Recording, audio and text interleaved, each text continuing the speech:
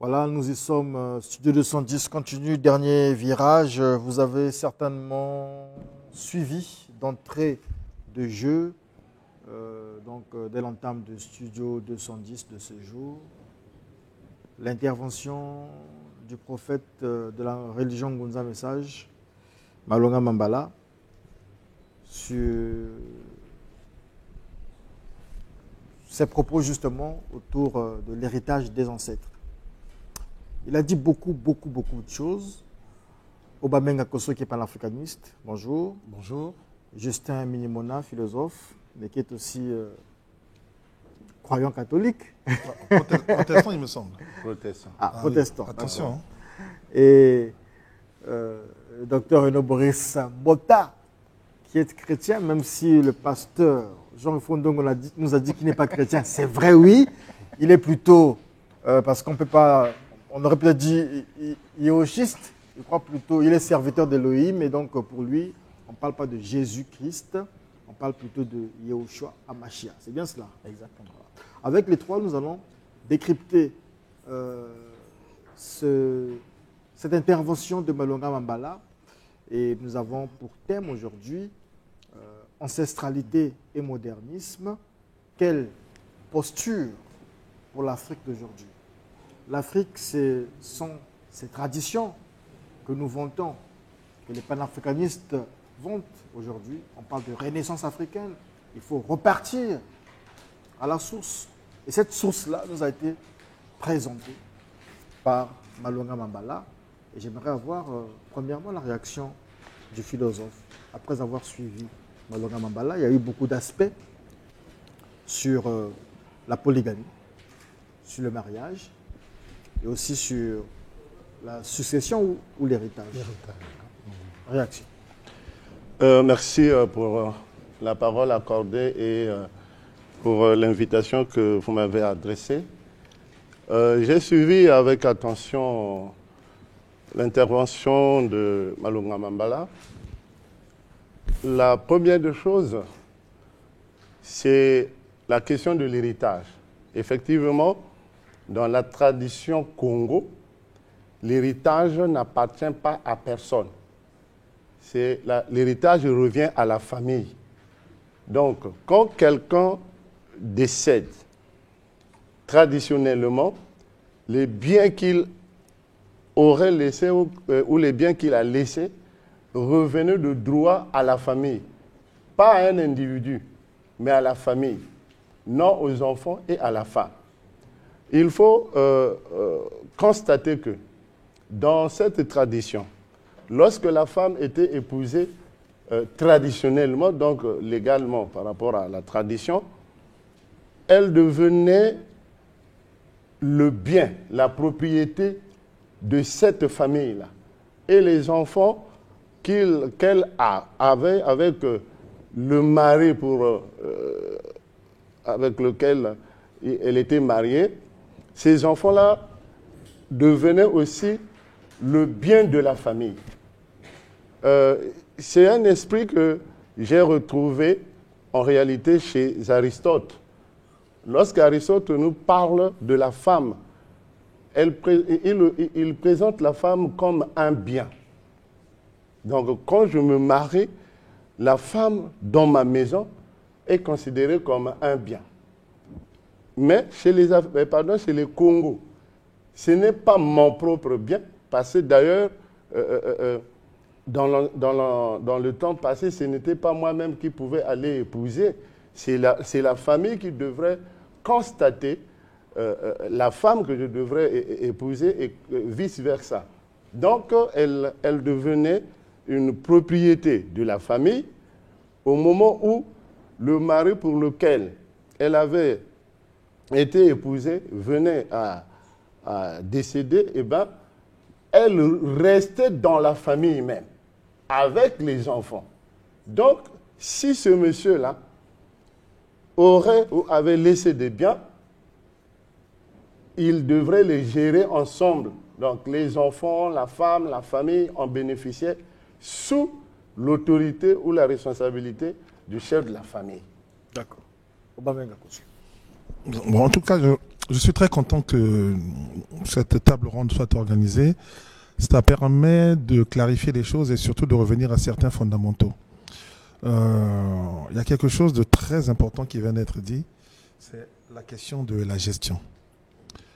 Celui que l'on présente généralement comme le chef de famille, prenons notre espace, donc le neveu du défunt, neveu issu de sa sœur de même mère. Il faut toujours préciser cela. Ça, on oublie, on dit neveu, c'est vague. Ce neveu doit être issu de la sœur, je répète, de même mère que le défunt. Quand il n'y en a pas, on remonte dans la lignée. Il n'est pas l'héritier. Il est le gestionnaire des biens. Tout bien compris. Terrain, voiture, tout ce que vous voulez. Effectivement, là, on part de la tradition. Je ne redis rien là-dessus. J'ai compris la femme, puisqu'on a parlé de la femme. Je dis bien, sauf si cette dernière, parce qu'elle a le droit à la parole, sauf si cette dernière ne se reconnaît plus, elle s'exclut du groupe. Ce qui est son droit le plus absolu. Mais il y a des conditions aussi, on ne s'exclut pas comme ça. Il y a des conditions sur lesquelles on pourrait revenir un peu plus tard. Alors, le frère Malonga Mambala, nous avons suivi ces 16 minutes, c'est très intéressant ce qu'il dit, mais, sauf que le temps est passé, le temps a fait son œuvre. Notre société fut bâtie pour des hommes, on va dire, sérieux. Notre société fut bâtie sur la base de la maths. Aujourd'hui, nous avons plein de choses qui entrent en ligne de compte. Le christianisme pour certains, l'islam pour d'autres, des séjours en Occident encore pour certains, des séjours en Asie, etc., etc. Ce qui fait que l'Africain d'une certaine époque, quand je dis d'une certaine époque, je parle de avant les invasions barbares, avant que nous ne soyons des colonies, l'Africain de cette époque n'a plus grand-chose à voir avec celui d'aujourd'hui. Résultat des courses, vous avez des hommes qui de leur vivant disent « ce qui est à moi est à ma femme et à mes enfants, et à personne d'autre ». Que chacun, dans son foyer, se débrouille pour léguer quelque chose. Mais vous avez également, dans un cadre comme celui du Congo, un code de la famille qui dit que 50% des biens reviennent aux enfants et à tous les enfants biologiques de ce monsieur. Que ce soit les enfants juridiquement appelés illégitimes, donc Banama Kango, que ce soit les enfants qui sont nés dans le foyer. Foyer, ici, il faut comprendre qu'ils se sont mariés, parce qu'il ne suffit pas de vivre avec une femme sous un toit, de faire des enfants et de dire que ce sont les enfants légitimes. Non. Un enfant illégitime, vulgairement parlant, c'est l'enfant qui est né hors mariage. Le code de la famille a prévu un quota pour la femme ou les femmes, un quota pour la famille. Mais revenons encore à la source, c'est très important. Pourquoi ?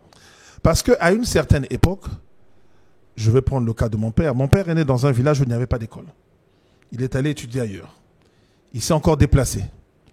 Nos parents ont été élevés par des gens qui ne sont pas forcément leurs parents biologiques. Donc, quand votre papa a acquis un certain patrimoine, ou quand votre mère a acquis un certain patrimoine, vous êtes bien conscient que si ces gens-là n'avaient pas été sur ce chemin, ce patrimoine n'existerait pas forcément. Et l'intervention de Malonga Mambala me pousse plutôt à dire qu'il faut revoir le code de la famille au Congo. Moi, c'est ça, mon premier sentiment. Je suis d'accord avec lui sur l'essentiel, mais il faut revoir le code de la famille. Le code de la famille est inadapté. Parce que depuis un certain temps, vous avez des gens qui font leurs enfants, ces derniers font leurs enfants, ils ont grandi chez papa et maman. Donc, ils ne se reconnaissent plus dans ce schéma où mon grand-père a été élevé par son oncle, mais moi, mon père a été élevé par son père. Et je voyais des gens aller à l'école avec mon père, ma soeur, ma tante allait à l'école avec mon père. Pourquoi elle s'est amusée à faire des enfants dès la classe de 3e? Parce qu'elle se disait toujours que dans la vie, je ne serai pas abandonné à mi-chemin. Résultat, vous avez des hommes qui ont l'obligation morale de s'occuper de leurs épouses, parce qu'il y en a qui ont 3 ou 4, de leurs enfants, de leurs sœurs. Pendant ce temps, il y a des irresponsables qui enceintent les sœurs des autres, pour parler vulgairement. Mais oui, mais ils n'ont aucune responsabilité. Ça ne peut plus continuer comme ça. Donc, j'insiste, il y a beaucoup de choses à dire sur cette intervention, mais là, moi, j'en viens à dire qu'il faut revoir le code de la famille. La tradition est une très bonne chose parce qu'il y avait des garde-fous, ça permettait de préserver certaines choses, d'éviter certains conflits, ainsi de suite. On n'avait pas besoin de TGI pour régler certains problèmes. Mais nous avons trop d'irresponsables aujourd'hui. Quelqu'un meurt, 2 jours après, vous apprenez qu'un grand frère, une sœur a vendu le bien familial. Et ça, c'est un véritable problème. C'est quelqu'un qui s'exclut automatiquement de la famille. Et cette personne devrait même être sanctionnée dès ce moment jusqu'à la fin de ses jours, sauf s'il y a réparation. Parce que le jour où cette même sœur a des problèmes dans son foyer, parce que le mari est décédé, parce que l'enfant est malade, on soupçonne les gens de sorcellerie, elle se tourne vers vous en oubliant qu'elle vous avait spolié d'un bien. Bon, enfin, je m'arrête un peu là pour passer la parole à Ronnie. Docteur Loïs Pota. Oui, bon, je crois que j'ai longuement écouté l'intervention de M. Malonga Mambala. Je ne suis pas totalement d'accord. Le prophète. Bon, prophète Ngunja, il a bien défini. Hein, il a dit qu'il est prophète. Voilà. Nous aussi, nous avons des prophètes en Afrique. Voilà. Donc, sur ce point, je ne suis pas trop d'avis avec lui parce que ce qu'il présente comme étant la tradition Ngunja, c'est juste une tradition d'une partie, c'est-à-dire influencée par une partie, par exemple, de la culture du sud du pays, par exemple la culture Congo, parce que là-bas, c'est le matriarcat, c'est le neveu qui doit hériter les biens de son oncle et non le fils. Donc je ne suis pas du tout d'avis avec lui, de même avis que lorsque un homme meurt, un homme qui a travaillé, parce qu'il y a ici deux cas de figure. Il y a l'héritage qu'un homme a obtenu par droit de succession. Ça peut être une portion de terre, ça peut être un territoire. Il a hérité lui-même, mais une fois qu'il s'en va, ce n'est pas un bien qu'il a acquis de ses propres labeurs. Donc ça, c'est d'abord un problème aussi qu'on doit souligner. Donc il a hérité de la famille, on lui a attribué le droit de la gestion d'une terre parce qu'il est héritier. Et la succession reste familiale. Oui, quand il s'en va, la succession est dans la famille. Parce que c'est une famille qui lui a confié cela. Il n'est pas le premier à avoir dirigé ou gouverné cet espace-là. Il y a eu d'abord des ancêtres qui sont passés à tour de rôle. Ensuite, il reçoit par droit de succession. Mais une fois qu'il a reçu aux mains de la famille, quand il s'en va, il ne peut pas le laisser à ses enfants. Mais c'est la famille qui récupère ce qu'il leur est de droit parce que c'est lui qu'on avait désigné comme étant le gestionnaire. Il a géré au nom de la famille. Une fois qu'il s'en va, la famille récupère ce qui leur appartenait. Mais un homme qui a travaillé, qui n'a pas hérité de la famille, qui a travaillé, qui est malgré qu'on a élevé, on a tout fait, comme on fait dans toutes les familles, il a travaillé, il jouit d'abord de ses biens, de son labeur pendant qu'il est vivant. Et moi, je crois à mon niveau que la famille doit profiter de lui pendant qu'il est en vie. Parce que pendant qu'il vit, il doit en même temps manger, il doit aussi amasser pour ses enfants. Parce que même dans la parole de Dieu, ça je soutiens en rapport avec ma foi, il est dit, ce n'est pas aux enfants d'amasser pour leurs parents, mais c'est aux parents d'amasser pour leurs enfants. Donc quand vous faites des enfants, vous devez être conscient qu'un jour vous devez vous en aller. Et s'il arrivait par malheur que vous laissez ces enfants au moment où ils ne sont pas encore capables de se débrouiller, parce que la vie a ses tournures. Si les enfants sont déjà devenus assez grands, ils peuvent déjà s'orienter dans la vie, c'est autre chose. Mais vous partez, vous laissez les enfants à bas âge. Maintenant, à ce niveau-là, au niveau par exemple de la tradition, de la culture ancestrale du nord de notre pays, par exemple, puisque l'Afrique est multiculturelle à ce niveau-là, bon, lorsque l'homme meurt et laisse les enfants à bas âge, l'héritage ou la gestion revient à la famille. Donc il y a un chef de famille qui est là, et le chef de famille désigne le gestionnaire de la famille.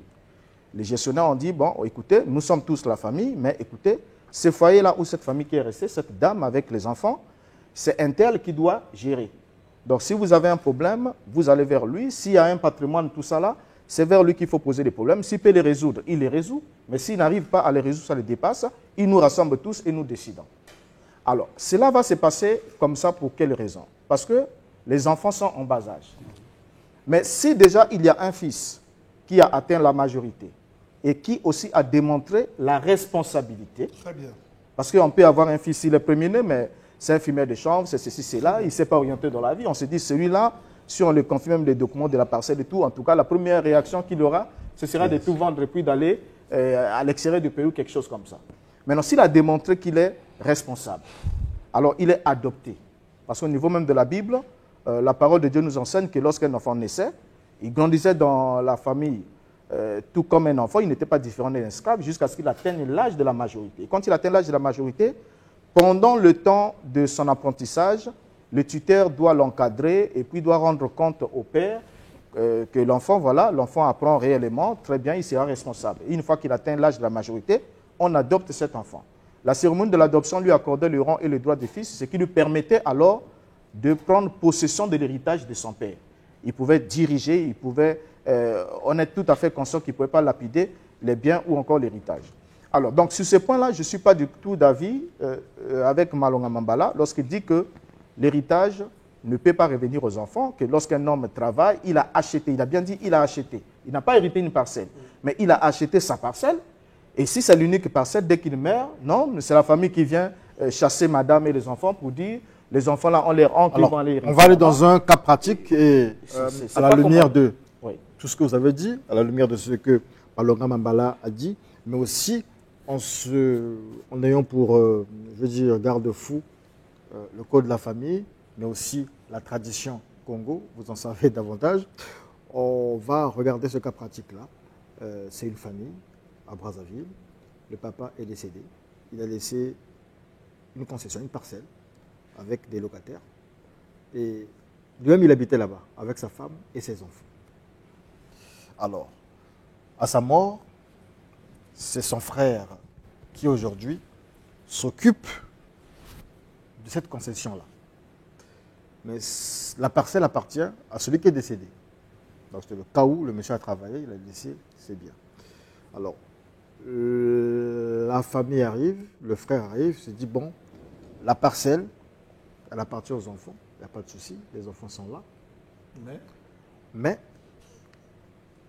quand l'argent des locataires arrive, lui, il prend son argent et il est parti. Non, mais la parcelle, c'est pour les enfants. Et quand ce sont les locataires, il ramasse tout l'argent, il va. La veuve est là. C'est un comédien ou... Et à des jours, il peut laisser à la veuve 15 000, 10 000, 20 000 lorsqu'il a pris l'argent des locataires. Et la veuve dit, ah, merci Seigneur, et tout ça. Est-ce que, voilà, est-ce que c'est normal? Bon, là, ce n'est pas normal. Parce que tout à l'heure, j'ai bien dit ceci.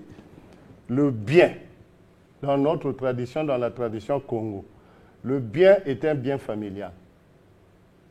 On dit ceci chez nous pour, en fait, encadrer cela. Donc, ce qui est au cadet appartient à l'aîné et ce qui est à l'aîné appartient aussi au cadet.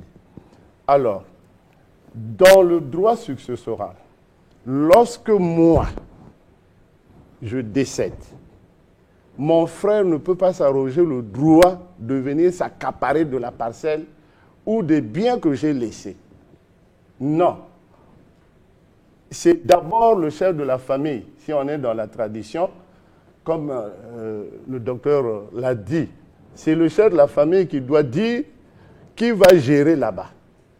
Quand les enfants sont encore petits, puisque la femme, on l'héritait, c'est-à-dire on l'a donnée à un autre homme dans la famille, et on regardait est-ce que celui à qui on donnait la femme-là pouvait gérer seul tous ces enfants-là.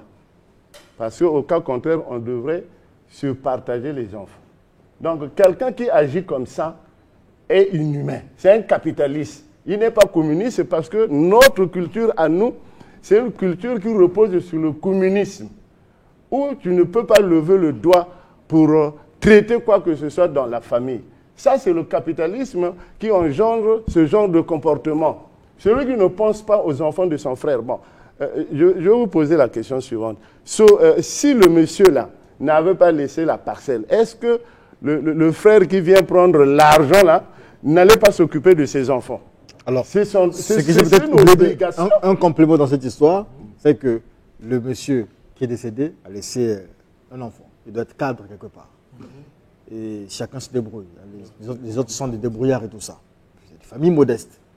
Alors, l'un des enfants va quand même réagir. Il y a des murmures dans la petite famille pour dire, bon, mais comment est-ce que c'est possible? C'est vrai que nous avons les papiers de la parcelle, mais nous n'avons aucun droit sur la parcelle. Le frère, donc l'aîné de la famille, qui dit à sa maman et à tous ses frères et sœurs, attention à celui qui va s'hasarder à faire barrage, à laisser à ces gens-là faire ce qu'ils veulent faire, parce que si, voilà, vous pouvez réagir le jour et ils réagiront la nuit, un peu comme Malonga Mambala nous a dit tout à l'heure. C'est ce que Malonga Mambala a dit, je souris toujours. Micro. Pardon, je souris toujours et j'ai une forte pensée pour mon professeur de sciences naturelles. Je vais le citer, hein, parce qu'on ne le fait jamais. Nous citons toujours les autres, mais nos profs d'enseignants ici, on ne le fait pas. Il nous a fait biologie, qu'on appelle aujourd'hui SVT, en classe 5e, M. Ngonimba Benjamin Arnaud.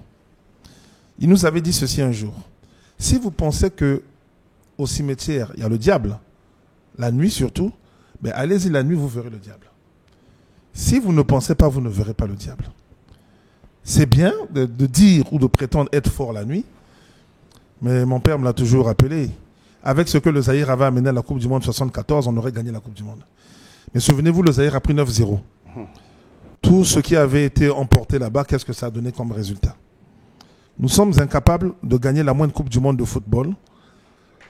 Demi-finale, on n'a pas pu arriver en 2010 avec le Ghana.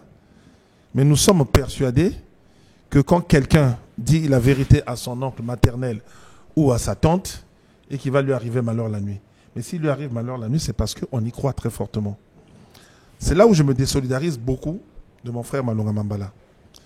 Vous avez les papiers de la maison entre vos mains, du terrain pour être précis, la parcelle de terrain. Concertez-vous, discutez en famille. Et si vous n'arrivez pas à trouver le terrain d'entente, faites valoir vos droits. Il ne vous arrivera rien. Nous avons vu à Wenze, moi j'ai grandi à Wenze, pas loin de Jeanne Vial. Une famille Congo, c'est les affaires des années 80. Ils ont commencé, l'enterrement n'avait pas encore eu lieu. Ce ne sont même pas les maisons, des enfants de la maison, mais ce sont les voisins de bons gaillards qui ont dit, ils ont fermé le portail. Ils ont dit, biso tout au Congo, mais bon, biso atozo loba, la lingala. Bino bolingi loka bande kona biso, ok. Tosi tokangi portail, biso toko mozela, nani ako loka bande kona biso pendant le pango. Toko boma bino lokuto sikasiko, so motope akufi, akufi. Un à un, et une par une, les parents du Décujus ont commencé à se désolidariser. Ce n'était pas moi, pardon, moi j'ai un bébé chez moi, etc., etc. Nous avons quitté Wenze pour la première fois en 1986. Nous avons quitté Wenze pour la deuxième fois en 1991. Cette famille, je les ai laissés là, avec leur maman, ils vivaient en paix. À un moment donné, il faut savoir revendiquer ses droits. Mais avant d'y aller, il faut se concerter, il faut discuter. Ce monsieur est un irresponsable. Et il y a un point, par contre, que vous n'avez pas évoqué, c'est l'endogamie. Il en a parlé, des gens qui se marient entre cousins. J'aimerais vraiment qu'on aborde cette question. On aura le temps, on reviendra sur quoi, qu'on reviendra bien sur ce sujet dans nos prochaines éditions, parce que c'est un sujet d'intérêt général. Et donc, on va permettre aussi à ceux qui nous suivent de pouvoir, pour les 10 dernières ou 15 dernières minutes qui nous restent, de pouvoir réagir, de pouvoir donner un avis. Je reviens avec les mêmes invités dimanche prochain certainement. Appelez au 04 plus 242 04 419 0722 04 419 0722. On va vous faire réagir le temps que le docteur Mbota prenne la parole. Alors, donc, pour compléter ma pensée, suivant aussi la pensée des autres, je tiens toujours cette posture-là selon laquelle le bien acquis par un homme pendant son vivant, pendant ce qui a travaillé, le fruit de ses labeurs, ne peut pas revenir au neveu. Ne peut pas revenir au neveu, parce que le neveu fait partie d'une famille. C'est la tradition qu'il dit, vous dites ne peut pas, oui, mais c'est la tradition. Oui, mais c'est la tradition d'une partie de l'Afrique. Parce que si nous parlons de l'Afrique en général, il y a plusieurs traditions. Les traditions s'y rencontrent, les traditions s'emboîtent. C'est comme aujourd'hui, là, quand vous arrivez à Brazzaville, vous allez trouver que même pendant les mariages, dans les coins, dans chaque coin de la République, le mariage est célébré autrement. On va prendre cet appel. Oui. Bonjour. C'est le studio 202. Oui, bonjour, studio 210. Nous vous écoutons, nous parlons justement de la tradition ici. Oh, mais moi, je voulais réagir en direct par rapport à ce qui se dit. Allez-y, allez-y.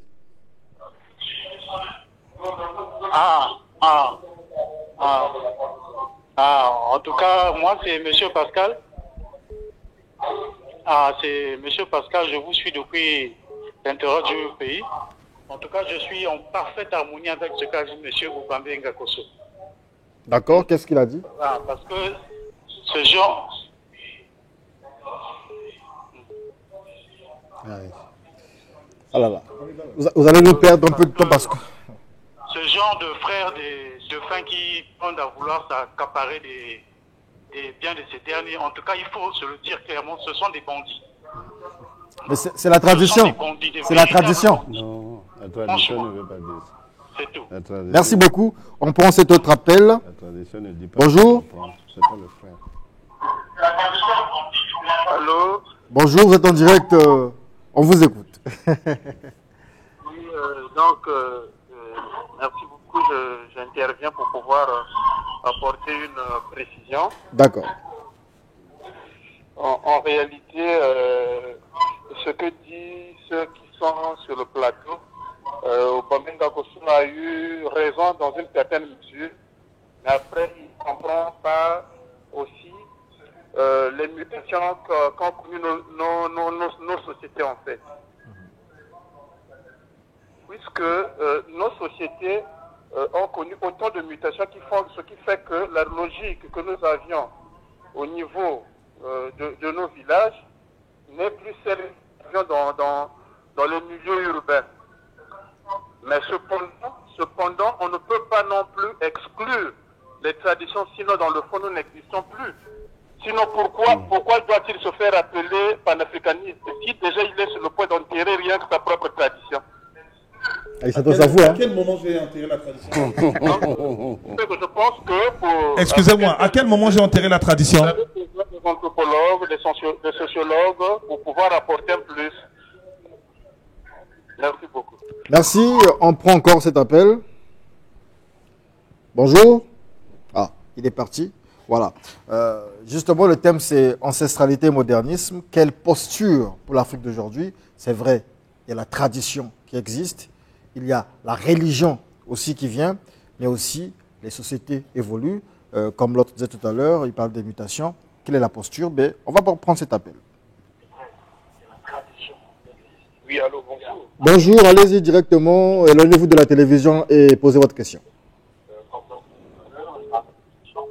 Je voulais intervenir sur ce que a dit le panafricanisme. Monsieur Ngakossé a raison, parce que je suis moi-même un témoin de ce qu'il vient de dire. J'ai suivi cela dans ma famille. Au départ, on avait peur des parents de notre père parce qu'ils nous intimidaient, qu'ils devaient nous faire du mal la nuit. Mais on a pris le courage, moi, avec mon confrère, pour dire que s'ils vont nous faire du mal, qu'ils nous fassent du mal, nous n'avons pas accepté que ce que notre père a dit, avec du dur labeur, que nous puissions laisser notre maman veuve comme ça. Et on a décidé de leur tenir tête. Et aujourd'hui, nous vivons en paix avec, nous dirons, bien notre famille. Personne ne nous a fait du mal la nuit. Quelle a été votre recette? Vous n'avez pas dormi la nuit, finalement?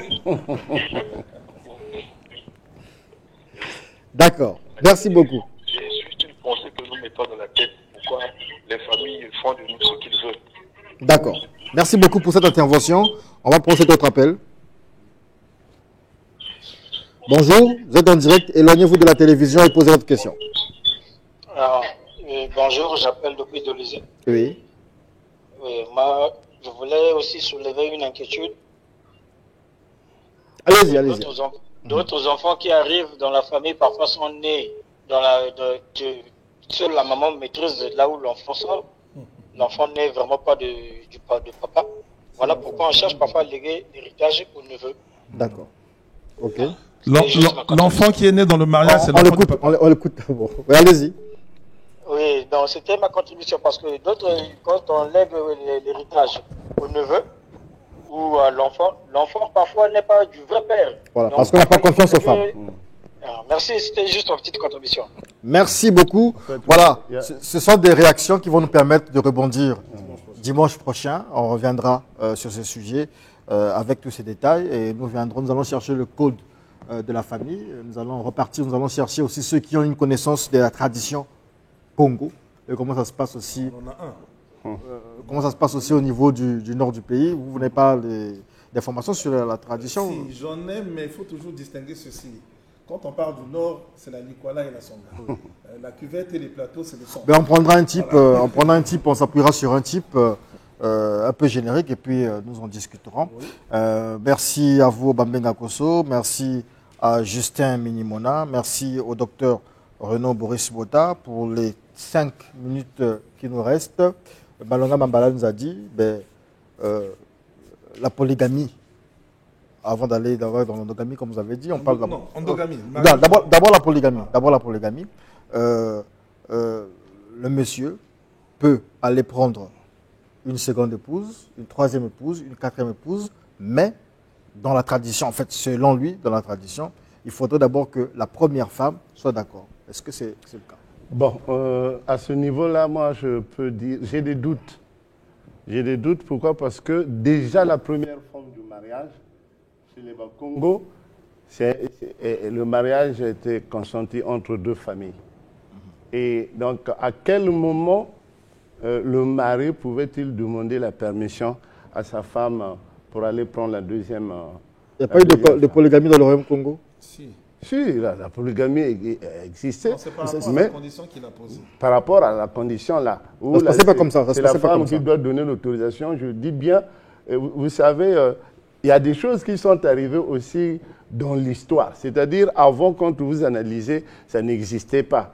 Mais au fur et à mesure, on a connu ça. Donc, la polygamie donnait d'abord, déjà, ce qui caractérise l'être chez les Bakongo, c'est la liberté. Même quand on dit que la femme était soumise, je vais vous dire, lisez la légende de Mfumu Mamazono de Jean Malonga. Vous allez comprendre comment se passait la cérémonie du mariage. La femme, on chantait l'épopée suivante, Tomotala Ngachika Diawako. Et à l'homme, on disait Tomotala Ngachika Wawako. Donc ça veut dire quoi? À la femme, on lui demandait de bien observer. Peut-être que ce n'est pas l'homme qui lui... On reviendra sur ça. Vous avez dit que la femme était un bien tout à l'heure. On reviendra sur ça. Ah oui. On reviendra sur ça. Docteur Renaud Bruce-Bota, polygamie. Le prophète Branham a appuyé la polygamie.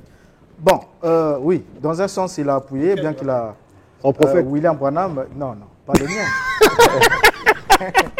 le dieu de Branham Bonheur. L'homme qui... Nous sommes à la fin, il faut aller rapidement. Donc, disons, je disais ceci, que je ne suis pas trop d'avis avec ce que Malonga Mbala a dit sur le point que la femme, on demandait l'avis d'abord de la première femme, l'homme demandait l'avis de la première femme avant qu'on puisse célébrer un second mariage, parce que déjà, comme a su le dire les philosophes, selon les traditions africaines, la toute première femme était d'abord épousée par la famille. Donc c'est la famille qui décidait, voilà, le fils a atteint un certain âge, on le fait rentrer dans une cérémonie d'initiation, on l'emmène à la chasse pour la première fois, et il a tué un gibier, on dit, voilà, tu es maintenant digne, ou bien il a coupé un champ, on dit, tu es maintenant digne, on peut te trouver une femme.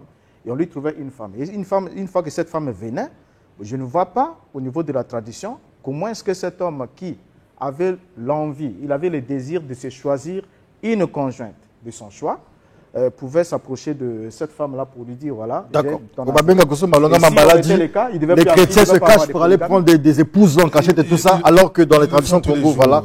Est-ce qu'il n'a pas raison? Il ne devait pas avoir de polygamie parce qu'on ne voit pas, on voit pas une femme qui va accepter que son mari dise, je vais te prendre une. Attention. Aujourd'hui, non. Il reste 2 minutes. 2 minutes, ok. On reviendra prochainement. Regardez le code de la famille. On vous dit, monsieur, vous voulez quel régime? Madame, votre mari a dit polygamie, vous êtes d'accord ou pas? Pourquoi cela? C'est parce qu'ils sont partis à la source. Je ne sais pas si ça se passait exactement comme Malonga Mambala l'a dit, mais normalement, de ce que je sais de nos quelques traditions, si la première femme n'est pas d'accord, on n'a pas le droit d'épouser une deuxième. Maintenant, dire qu'elle va assister ou qu'on lui demande son accord comme ça de vive voix, je ne sais pas. Parce que, pour aller un peu plus loin que ce que Justin Minimon a dit, moi je ne parle pas de 2 familles, je parle de 4 familles. Moi j'ai 2 familles derrière moi, la famille paternelle et maternelle, et également en face. Effectivement, ce sont mes parents qui me choisissent une femme. Maintenant, il y a d'autres cas de figure. On va au champ, on va au marché, on peut en trouver une autre. On trouve un mécanisme pour l'épouser, différent peut-être du premier. Ouais. On peut arriver à 8 femmes, à 10 femmes, à 15 femmes. N'oublions pas nos oncles maternels qui meurent, nous héritons. La femme du papa aussi, ça arrive. Mon père peut avoir 10 femmes. Et parmi ces... À un moment donné, le vieux est fatigué. Il y a la relève qui est là pendant qu'il est encore vivant. Merci beaucoup. Ah, madame, comment on l'appelle? Madame Gakoso, elle nous suit. Madame Gakoso. Le prénom, elle n'a pas le prénom? Elle n'a pas le prénom? Si, mais bon, elle a plusieurs prénoms. Blanche. D'accord. Madame Blanche Gakoso, merci de nous avoir reçus dimanche dernier. On a bien mangé là-bas. Ah bah, et... ça, tout le monde va venir manger. Bon, mais je salue Curtem, il m'a envoyé un message, il est en train de nous suivre. D'accord. Voilà, et toute la fondation est beaucoup. Je m'arrête là. D'accord. Donc dimanche, nous organiserons un plateau spécial autour de ce sujet. Ancestralité et modernisme. Quelle posture pour l'Afrique d'aujourd'hui? Vous pourrez venir participer à l'émission ici à Télé Congo. Et donc, nous allons prendre un peu plus de temps pour ça parce que le sujet il est important. Merci à vous d'être venus. On se retrouve à une prochaine occasion. Sujet le 110, c'est dimanche prochain. Merci. Merci.